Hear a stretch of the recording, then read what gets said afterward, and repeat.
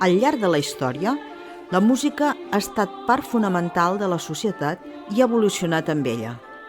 Volem conèixer l'empremta que ens ha deixat en cada etapa de la història. Aquest és l'objectiu de Música sense data de caducitat.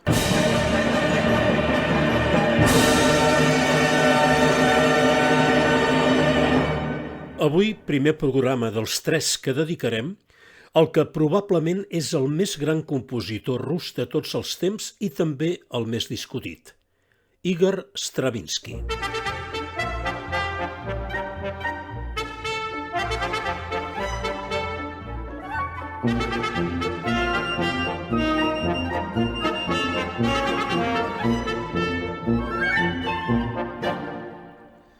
Dins del món de la música clàssica, Igor Stravinsky és un dels compositors més coneguts. Certament està dins dels grans compositors de tots els temps. És fins i tot considerat per alguns com el millor compositor del segle XX. Stravinsky va compondre durant 60 anys. I durant aquests anys va explorar diversos estils, ritmes complexos, sempre buscant alguna cosa nova. Amb el seu cap en forma d'ou, els seus ulls sortits i la seva boca luxuriosa, Stravinsky tenia un lleuger aspecte d'insecte. Les seves maneres eren elegants, les seves robes impecables, els seus acudits letals. Així el descrivia el reconegut crític musical Alex Ross en el seu llibre El soroll etern. En una entrevista del 1957, Stravinsky esmentava la importància que tenia per ell la imaginació, la seva pròpia imaginació que li permetia escoltar en la seva ment cada nota i cada instrument que hi havia en una composició.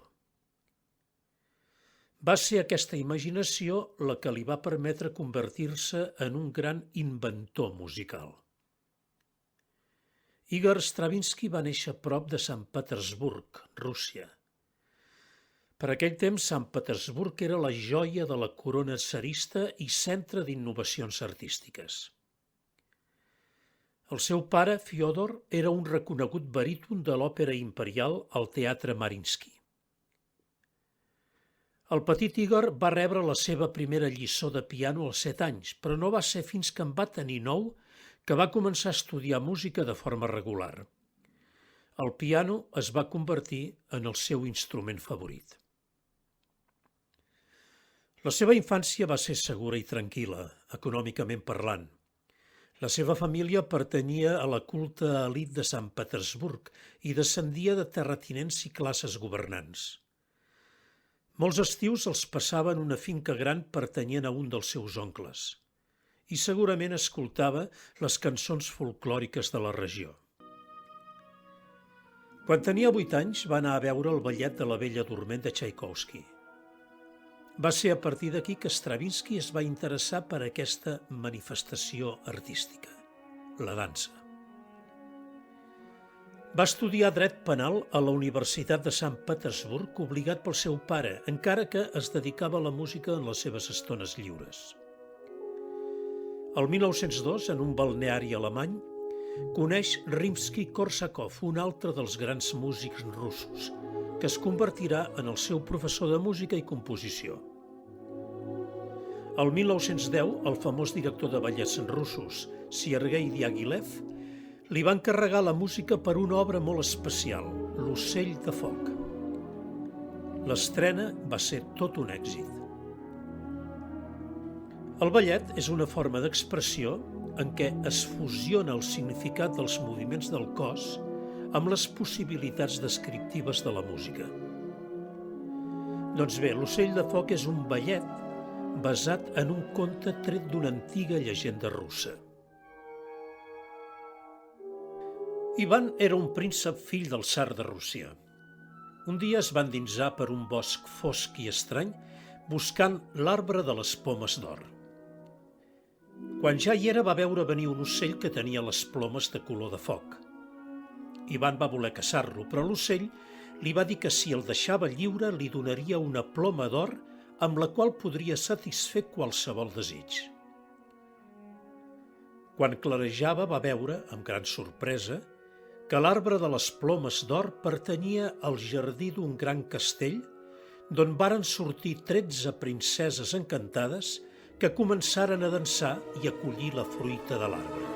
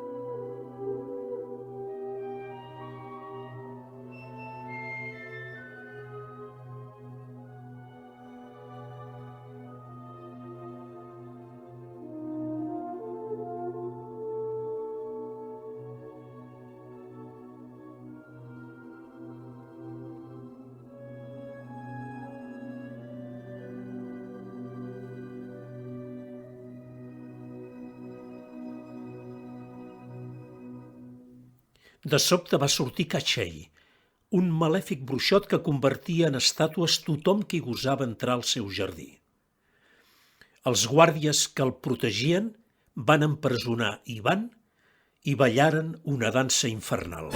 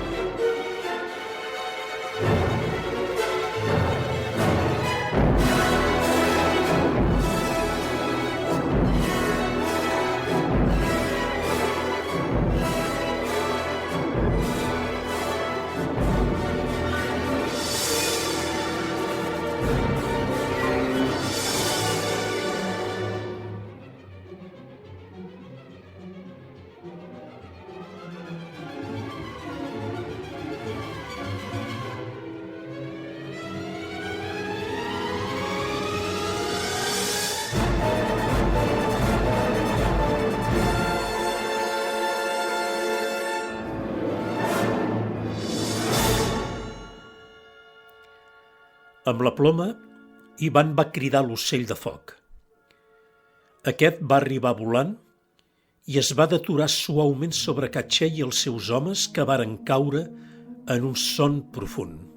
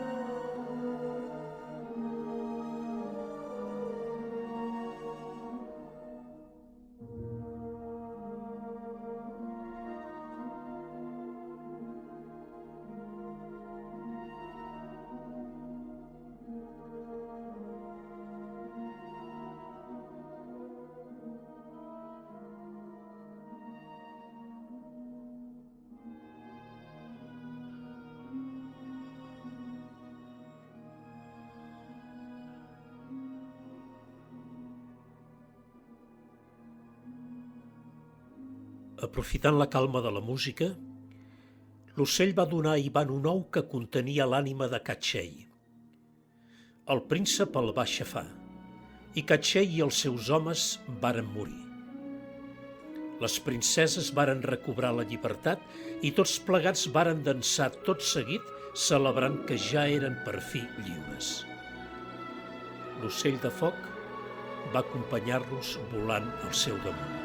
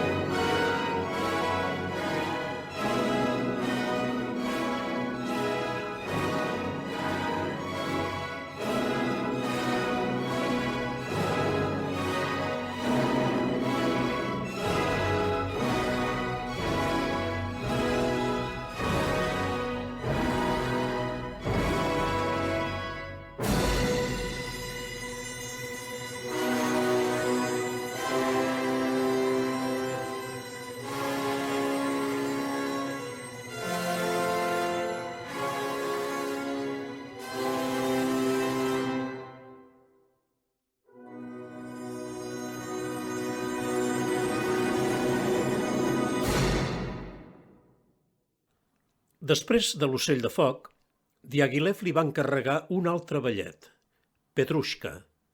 Va ser un altre gran èxit. I després de Petrushka arribà un altre ballet que canviaria l'escena musical, La consagració de la primavera.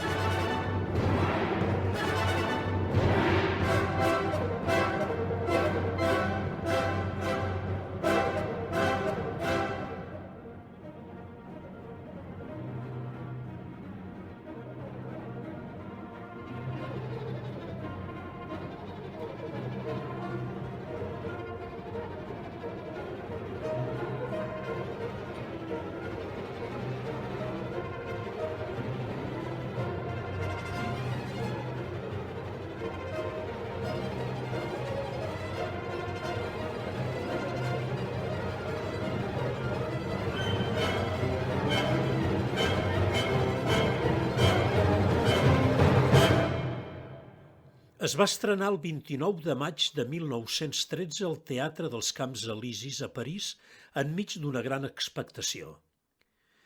La seva música era tan diferent del que s'havia escoltat fins a aquell moment que va provocar un gran enuig en les persones que eren presents en aquella estrena. L'enuig aviat es va convertir en discussions, baralles entre els que estaven a favor i els que estaven en contra, i fins i tot llançament d'objectes a l'escenari.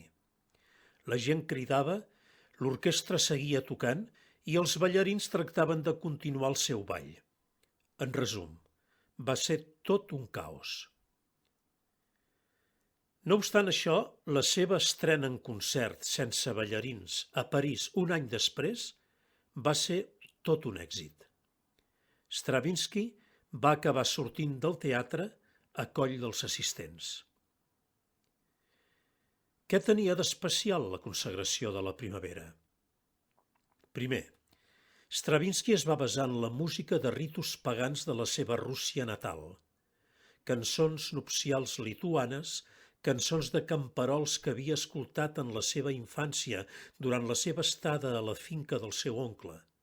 I a partir d'aquí va compondre una música innovadora, experimental, avantguardista, una música que no s'havia escoltat mai fins a aquell moment. Stravinsky és comparat sovint amb el pintor Pablo Picasso perquè tots dos van crear art, un música i una altra pintura, que van canviar la forma en què vèiem el món, van transformar el nostre món cap a la modernitat. Stravinsky va conèixer Picasso el 1917 i van treballar junts el 1920 a la posada en escena de Pulcinella. El 1940, la consagració de la primavera apareix a Fantasia, pel·lícula de dibuixos animats que molts haureu vist de Walt Disney. Escoltem ara un fragment del moment del sacrifici. Música excitant, plena de melodies lituanes que representen les danses que se celebren durant la pubertat. Música que oscil·la entre la debilitat i la violència. Música misteriosa i tenebrosa feta amb ritmes abruptes i ràpids. Entendreu per què diem que l'obra va ser trencadora, entre moltes altres característiques, per estar formada d'un llenguatge musical únic, amb ritmes sincopats i irregulars, i amb un conflicte constant entre les melodies simples del folk rus i la violenta percussió.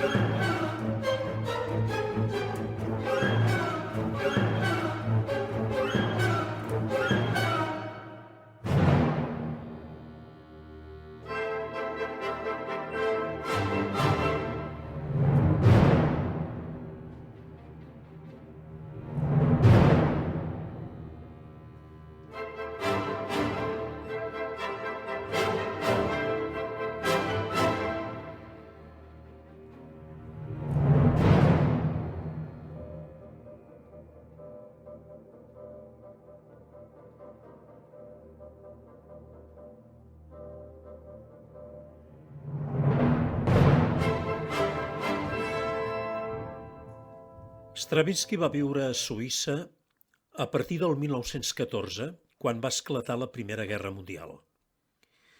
El 1917 va començar la Revolució Russa, que va portar un govern comunista al capdavant del país. Aquesta és la raó per la qual no va tornar al seu país natal durant gairebé mig segle. Afirmava que ell era un ciutadà cosmopolita. En acabar la Primera Guerra Mundial es va traslladar a França, on va obtenir la nacionalitat francesa. Però amb la Segona Guerra Mundial i després de la mort en tan sols 6 mesos de la seva primera esposa, la seva filla gran i la seva mare, va decidir anar a viure als Estats Units. Es va tornar a casar a principis de la dècada dels 40. Va morir a Nova York el 6 d'abril de 1971 a l'edat de 88 anys i va ser enterrat a Venècia. La seva tomba està a prop de la del seu antic col·laborador Diaghilev.